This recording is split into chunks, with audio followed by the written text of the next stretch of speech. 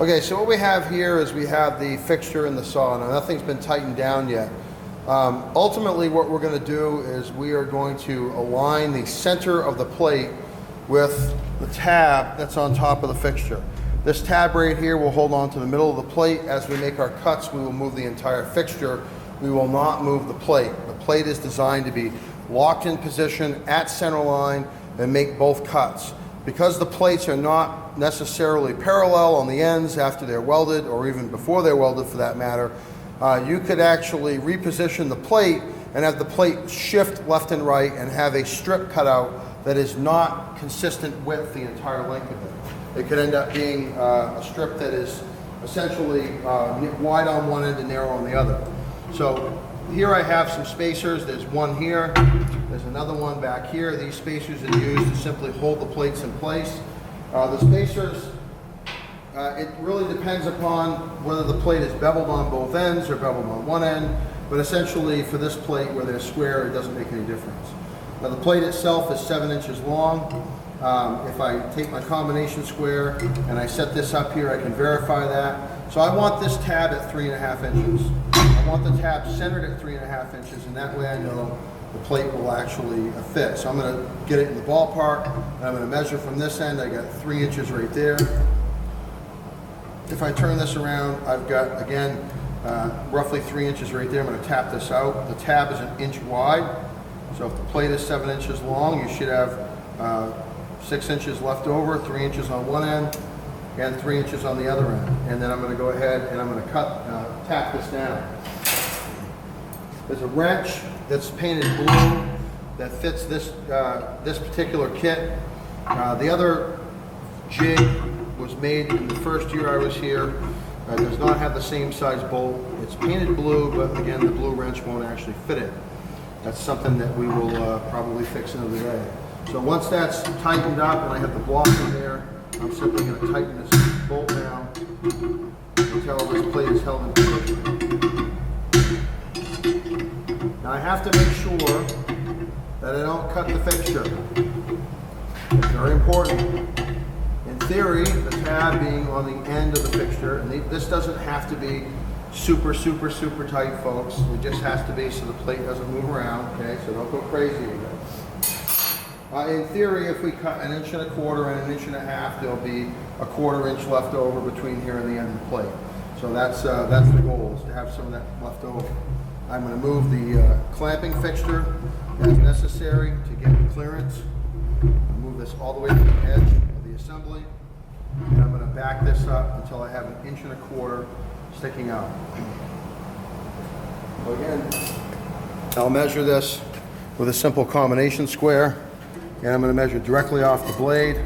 Right there I have 1.5 inches. Again, if it's first cut's too wide, the second cut will not be able to be made without hitting the fixture, and we don't want to do that. So by spec, it's 1.25 inches. You know, if it turns out to be a little bit less for your practice, it doesn't really make that much difference. This is just to simulate a test, so you have an idea whether your welds are good or bad. Once that's done, I'm going to tighten the clamp down, and now we're basically ready to cut. Now I've got this guide back far enough to clear everything. This will right now clear here, but when I make the second cut, it will not clear this. This will bump into that. So I want to make sure that I've got that back far enough right now to clear everything. And then I'm going to go ahead and make the cut. The feed rate needs to be slow because I've got a lot of blades sticking out here. The reason this is held at an angle is so the cut thickness, the amount of material that's being cut is minimal. That way we don't have, 20 teeth, 30, 40, 50 teeth in the cut, and it'll make it through. Now this blade's a little dull, so we'll see what quality of cut we get. But again, for demonstration purposes, it is just fine. So here we go.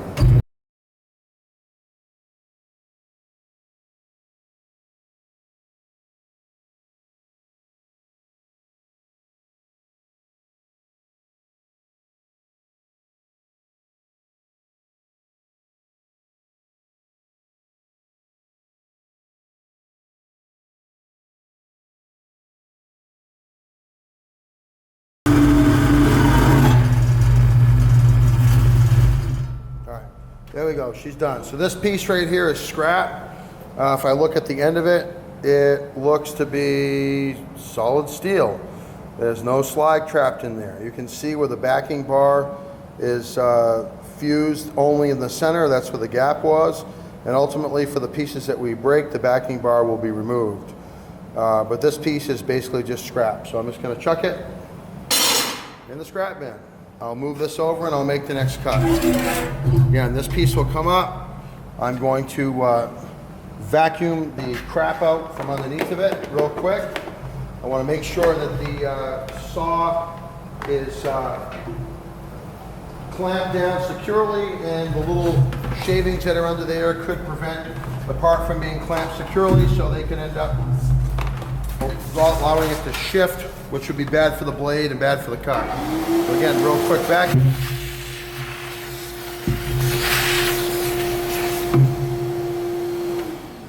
And I'm going to reset this and make another cut. All right, so I've repositioned the camera so it's not on the saw this time. Shook a little bit more than I anticipated. Loosened the clamp, move this over, and I want 1.5 inches. Now, if you don't get a full 1.5 inches, it's not the end of the world, but you should get 1.5 inches without hitting the vise if everything is done correctly. So I've got right there, appears to be 1.5 inches, maybe just a whisker over. That looks pretty good right there. Lock the vise down. And again, I will start my cut, make sure the saw is clear with a slow feed.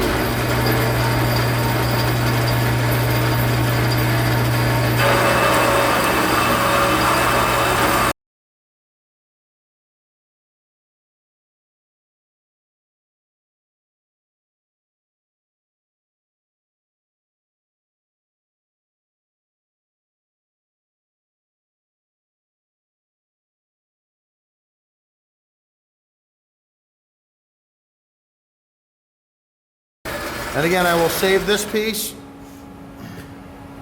This will be either the face bend or the root bend, it doesn't matter which. And I'm going to flip this sucker back around. I will reset. So right now when I reset this, I know that I have to hold this as close to this edge as possible. There's no need to remeasure. I'm simply going to loosen this bolt. Again, this is just a nut that's tacked on. You don't have to go crazy with it. You'll end up breaking it. Take out the little spacer. I'm going to take the fixture and vacuum it off real quick.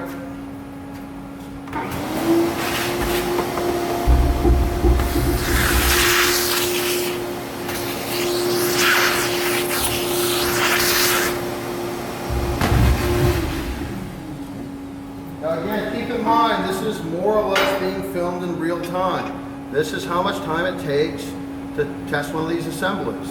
It's not a fast process. It's something that if you're doing your assembly, you need to be mindful of the fact that there are 12 other people in your class. For example, for the 2019-2020 school year, they will need to do this. So you've got to be mindful of it and be respectful of that time. Again, this is snug down. The plate feels nice and solid. I'm going to back off the clamp, and I'm going to go back and I'm going to take 1.25 inches, and I'm going to take 1.5 inches afterwards.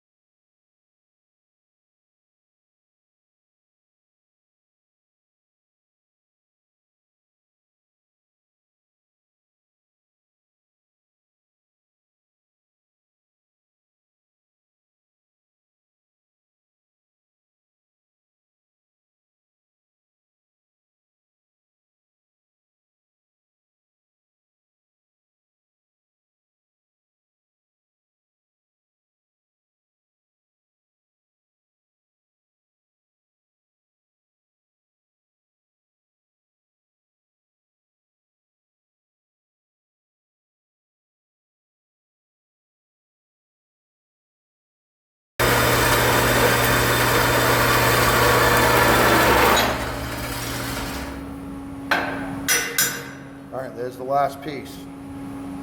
Okay. So what we got to do now is we have to cut off the backing bars. And for that, we need a different fixture. All right, the backing bar fixture is a little bit unique. It basically involves some manual adjustment. This is designed basically to cut just these bars off. This gap that's in here is designed for 1.5 inch plate. If it's much thinner than that, it will work on the 1-inch plates, but if it's much thinner than that, it simply will not work. The important thing here is to make sure that the plate itself, it's always going to be bowed into a V, right? It's not flat. You can see that it's winged up a little bit. That plate has to go in so that it is flush with the assembly on both ends. I want it flush here, and I want it flush here. That means that the middle part is sticking out further. If the middle part is not sticking out further, you will cut into the bar. You can see that this piece right here has been hit with the saw before by people that weren't being really careful. This has got a little bit of play in it. It was not built in a machine shop. It was built here by Nathan Simmons from Lincoln Academy a few years ago. Given the limited tools and resources he had to work with, he did a fine job. But I will tighten this down with a wrench, and then I will align this for us. All right, this fixture uses a 3/4 inch wrench. I'll get one at some time and paint it blue to match it. I just don't have a spare on hand. I'm going to lower the blade down until it's just above that. And with this lined up so that the plate is flush here or slightly out, I guess wouldn't hurt at all. I want to go ahead and I want to tighten this nut down. Now I'm not locking this into the machine just yet. I'm just simply tightening this nut. This does not have to be torqued down to 1,000 foot-pounds. You do not have to show me how strong you are. It just has to be reasonably snug. Now what I'm trying to do here, and I'll bring the camera around to show this, I'm trying to get this piece positioned so that the blade cuts the bar off, but it doesn't cut much else off. I do not want to cut into the material with the blade. I am simply looking to remove the bulk of the material so I don't have to do a ton of grinding. You're welcome to grind it all off if you want. I personally would not volunteer for that. I think that would suck, to be perfectly honest with you. But right here is what I have. Now I'm going to pick the camera up. It's on a magnet base. It's going to move around a little bit. But you can see right here that the blade is removing most of the bar, okay? Not all of it. You can take your chances and try to get in there a little bit deeper. However, if you cut into the plate, you have ruined the test assembly. So you're better off to leave a little bit in the middle to grind off than you are to take chances and cut into the root of the plate.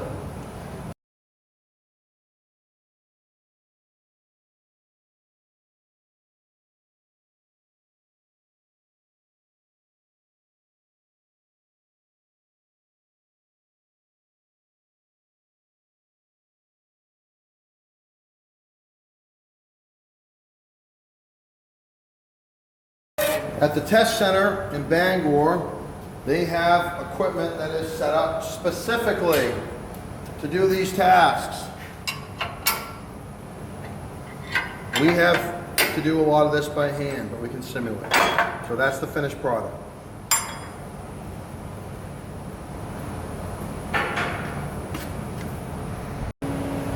All right, the next step is to grind off the bulk of the backing bar and to grind off the material off the front. So these are actually flat parallel plates. So I'm going to start removing this. I've got a rigid disc. You can use whatever you want. Does a pretty quick job. Concentrate near the center and you will see the edges turn blue when you get to the point where there's no weld holding it.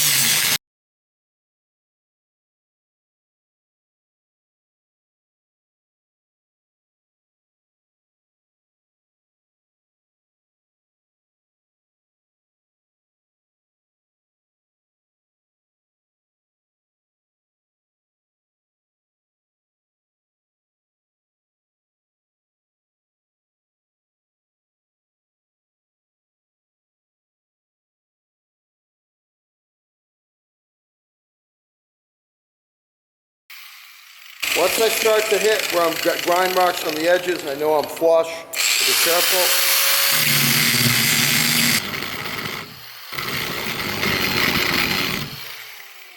I'm going to leave it like that. Now I would typically do both of these and then switch over to a different disc, or I would just simply have a second grinder set up with the flat disc. I think it's wasteful to use a flat disc for the entire operation. They're a lot more expensive, and the regular grinding discs do a very good job. So I'm going to grab the flat disc. This one's used, but again, it will work quite nicely.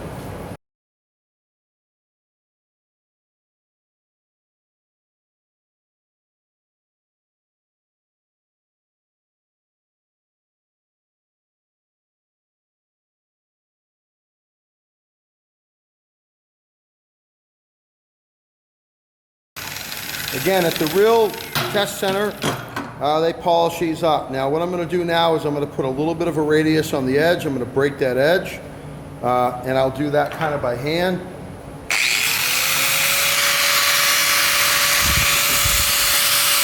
Just a light little radius. I don't want to have a sharp edge. The sharp edge there could cause the plate to crack from the edge in. Sharp corners are bad.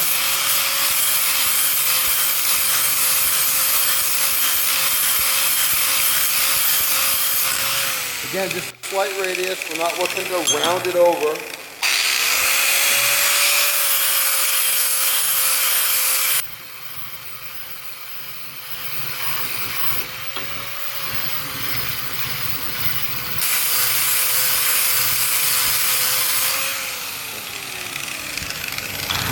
So there's one piece all prepped. Again, the top is the face, the bottom is the root. The weld always bends up. And we're going to put this in the bending jig, and we're going to bend it. And we're going to see if it passes. Now again, I'll prep the other one off camera, and then we'll mark them face bend and root bend.